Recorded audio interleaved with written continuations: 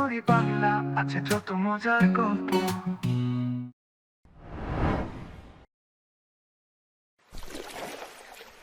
আমায় ভাসাইলি রে, আমায় ডুবাইলি রে, অকুল দরিয়া বুঝি কুল নাই রে। আমায় ভাসাইলি রে, আমায় ডুবাইলি রে। দেবে, ভাসিয়ে দি আমার মেয়ে দুটোকে, ভাসিয়ে দি নদীতে, ভাসিয়ে দি আমার মেয়ে দুটোকে।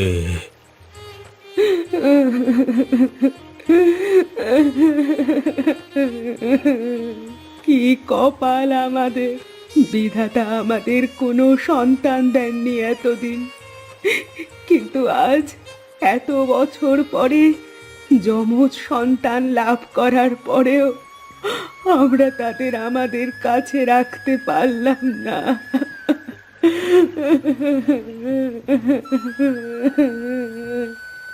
কেঁদো না গিন্নি, কেঁদো না।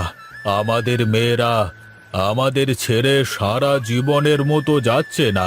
ওরা শুধু কয়েকটা বছর আমাদের ছেড়ে থাকবে, তারপরে আমাদের মেয়েদের আমরা ফিরিয়ে আনবো।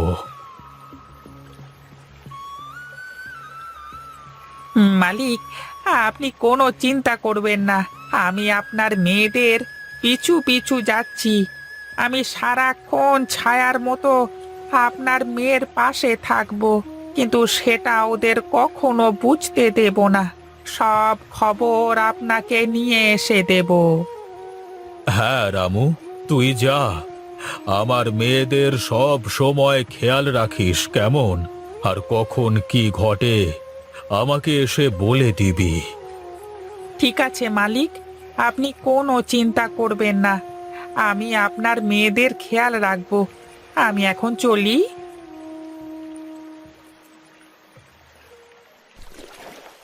হে বিধাতা, আমার এই দুনিয়ায় আপন বলতে কেউ নেই।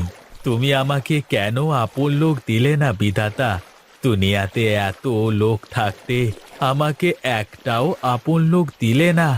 এমন কেন করলে বিধাতা? এমন কেন করলে?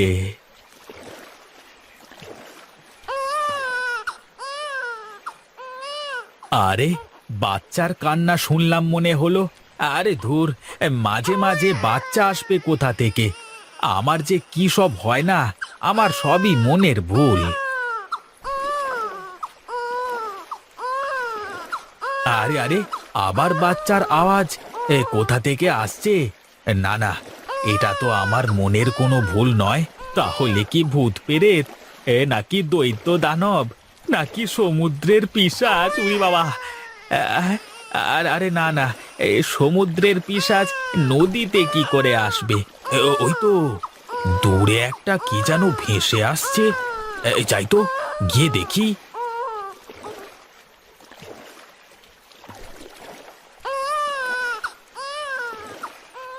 হায় বিধাতা, হে কি সর্বনাশী কাণ্ড! কে ফুটফুটে বাচ্চা দুটোকে এভাবে জলে ভাসিয়ে দিয়েছে? এখন আমি এই বাচ্চা দুটোকে নিয়ে কি করব? তবে কি বিধাতা আমার আপন মানুষকে পাঠিয়ে দিলে আমার কাছে? না, আমি বাচ্চা দুটোকে বাড়িতে নিয়ে যাই। ওদের আমি নিজের হাতে মানুষ করে তুলব। তুমি ধন্য বিধাতা, তুমি ধন্য। তোমার প্রতি হাজার শুক্রিয়া, এই অসহায় মাঝির মনের কথা শোনবার জন্য।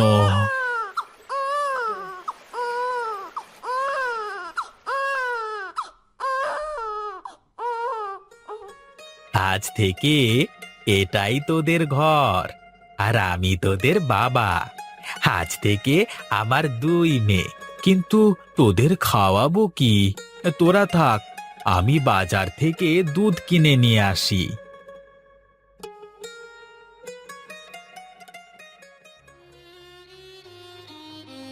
বল বল রামু, কি খবর নিয়ে এসেছিস বল। খবর খুব একটা ভালো নয় বাবু। খবর ভালো না? তুই কি বলতে চাইছিস? সবকিছু খুলে বল তো আমাকে। আপনাদের মেয়েদেরকে এক মাঝি পেয়েছে। আপনার মেয়ে দুটোকে শিমুলতলি গ্রামের মাঝি হারান তার নদীর পাশে ছোট্ট একটা কুঁড়ে ঘরে আশ্রয় দিয়েছে। যাক, তাহলে অবশেষে কেউ পেয়েছে তোমার মেয়েটাকে। আমি তো আরো বড্ড দুশ্চিন্তায় ছিলাম যে মেয়ে দুটো যদি কোনো মানুষের হাতে না পড়ে তাহলে কি হবে। দুঃসংবাদ একটাই যে ওই হারান মাঝির আপন বলতে কেউ নেই। ওই মাঝি আপনার মেয়ে দুটোকে ওর নিজের মেয়ের পরিচয় দিয়েছে। ও ভাবছে হয়তোবা সৃষ্টিকর্তা মেয়ে দুটোকে ওর কাছে পাঠিয়ে দিয়েছেন। যা যা, তুই যা, আমার মেয়েদের ওপরে নজর রাখ, দেখিস ওদের যেন কোনো বিপদ আপদ না হয়। আচ্ছা ঠিক আছে মালকিন, আমি এক্ষুনি যাচ্ছি। আমি কথা দিলাম আপনার মেয়েদের ওপর কোনো বিপদ আপদ আমি আসতে দেব না। ছায়ার মতো আগলে রাখবো ওদের। তুই এটা কিন্তু খেয়াল রাখবি যেন আমার মেয়েরা 12 বছরের পূর্ণ হওয়ার আগে এই গ্রামে পা না রাখে। যদি 12 বছরের আগে গ্রামে পা রাখে আমার মেয়েরা, তাহলে কিন্তু সব অনর্থ হয়ে যাবে। ও সব নিয়ে আপনি একদম ভাববেন না মোড়ল মশাই, আমি সব কিছু ঠিকই সামলে নেব। আচ্ছা ঠিক আছে, তুই যা এখন, আর সাবধানে থাকিস, কারোর নজরে আসিস না কিন্তু। তুই যদি কারোর নজরে পড়ে যাস তাহলে কিন্তু ঝামেলা হয়ে যাবে, লোকে তোকে সন্দেহ করবে। ঠিক আছে বাবু, আমি এখন চলি তাহলে।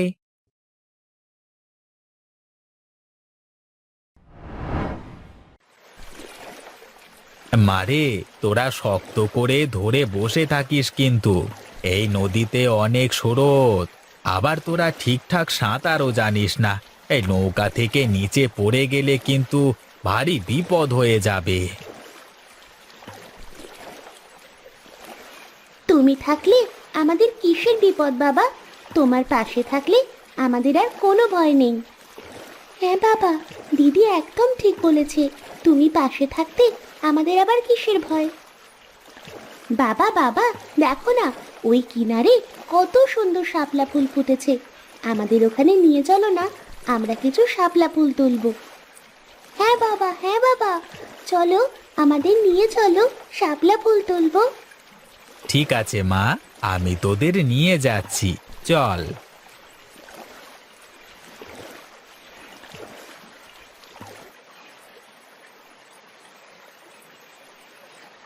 দেখো বাবা, কি সুন্দর শাপলা ফুল। হে হে হে হে হে হে। হ্যাঁ, অনেক নৌকাতে চড়ে ঘোরা হয়েছে, এখন চলো দেখি বাড়িতে চলো। বাড়ি গিয়ে তো আবার আমাকে রান্না চাপাতে হবে। হ্যাঁ, তাই চলো বাবা, তাই চলো।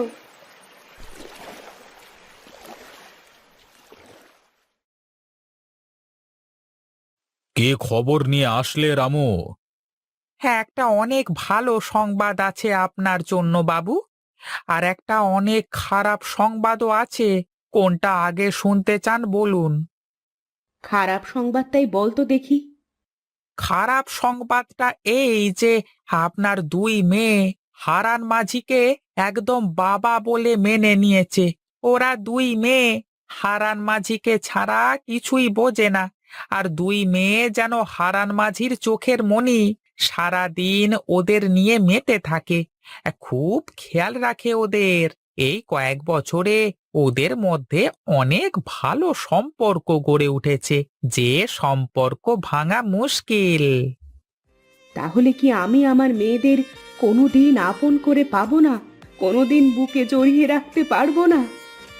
চিন্তা করো না লক্ষ্মী, আমার মেয়েরা যখন জানতে পারবে আমরাই ওদের আসল বাবা মা, আর আমাদের সমস্যার কথা যখন শুনবে ওরা, তখন ওরা ঠিকই আমাদের কাছে ফিরে আসবে, তুমি দেখে নিও।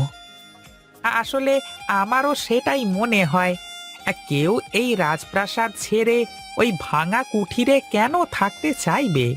আগামী পূর্ণিমাতে আপনার মেয়েদের 12 বছর পূর্ণ হবে, আর ওদের অভিশাপ মুক্ত হবে। হ্যাঁ হ্যাঁ, আমরা জানি, সেই কবে থেকে এই দিনটার জন্য আমরা অপেক্ষা করছিলাম। তুই যা, হারান মাঝিকে আমার কাছে ডেকে নিয়ে আয়। এখন সময় হয়েছে ওই মাঝিকে সব সত্যি বলে দেওয়ার। ঠিক আছে বাবু, আমি এখনই যাচ্ছি। না রামু, এখন নয়। পূর্ণিমার দিন আমরা নিজেরাই যাব আমাদের মেয়েদেরকে ফিরিয়ে আনতে। এখন যদি মাঝিকে সব কথা বলিস তাহলে ও পালিয়ে যেতে পারে।